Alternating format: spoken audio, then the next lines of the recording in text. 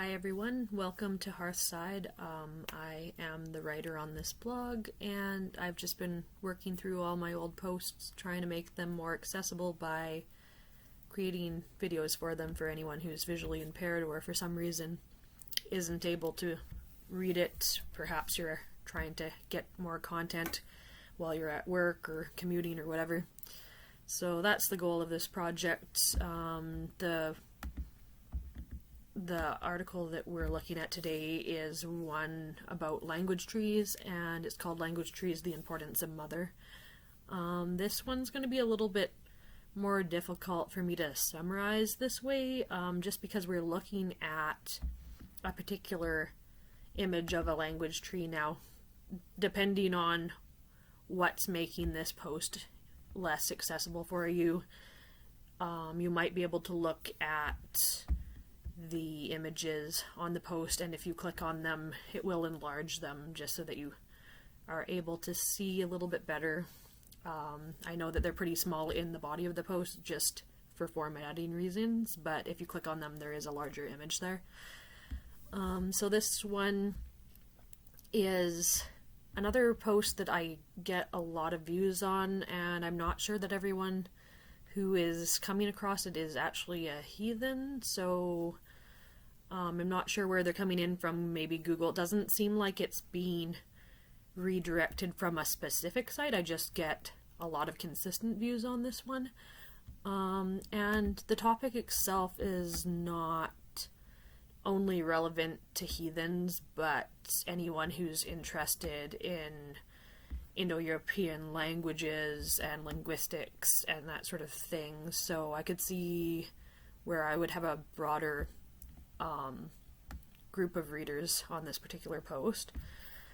So the post was inspired by the image on it, and I will try to figure out how to put that in the video, but if not, it's in the link in the description for the blog, and like I say, you can enlarge it.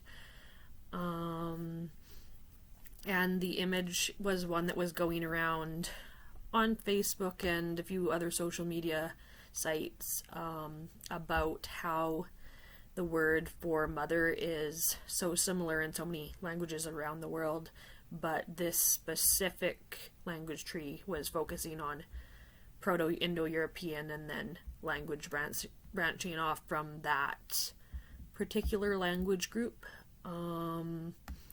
which is of course very relevant to heathenry because that Proto-Indo-European root goes into Old Norse and Old English, and then into the modern languages in Scandinavia, as well as into English. So if you're looking at the image, then it has Old Norse on one of the branches, and my problem with this image was it didn't show the branch for the Old English, so I made that addition on one of the copies of the image in my blog just to show what that word would have looked like in Old English.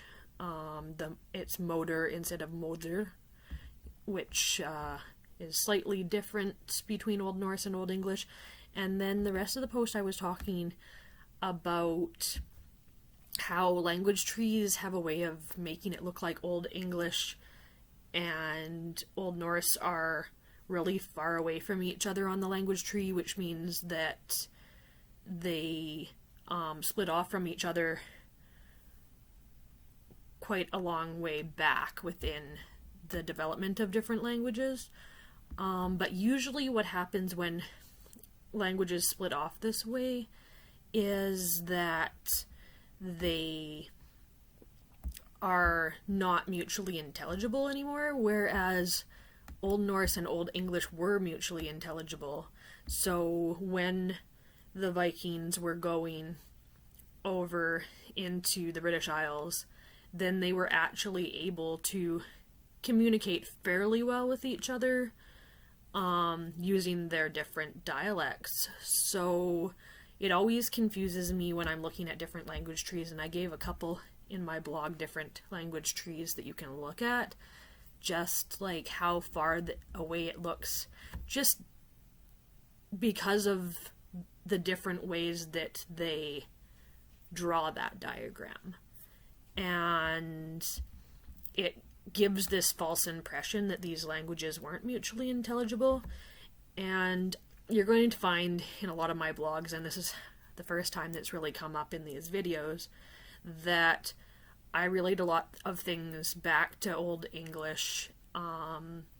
That's not because I'm an Anglo-Saxon heathen or anything like that, but the reason is before I was in heathen practice, in university I took Old English as one of my courses. I was taking a lit degree, and then I took a full course on Beowulf, so I find when I'm relating heathen concepts to do with language, but also to do with concepts like frith and stuff, I'm relating them back to the Beowulf text, and just relating from there and building my understanding of the worldview from those things that I studied very carefully in university.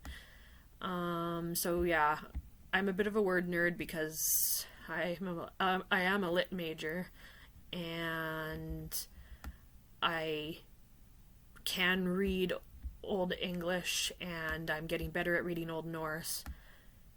And yeah, so a lot of my posts will have that influence in them, either to do with the part of language where I'm looking and actually reading things in the original Old English or Old Norse, and also that's influencing some of the worldview and the way that I see different concepts in heathenry, with the main one being frith. So that just going forward, being aware of that. I'm not Theodish. I just have an interest in Old English language and in the Beowulf text, and I find that Beowulf is a text that is often overlooked in heathenry, but it actually has some really great stuff for understanding worldview and understanding the way that the ancient heathens lived. So yeah, that's pretty much all for that one. Like I said, it's difficult to summarize this one as easily in a video just because we're looking at those graphics, and yeah, I'll try to see if I can somehow put that in the video, but if not, everything is in the links in the description. Thank you so much, and I'll see you soon.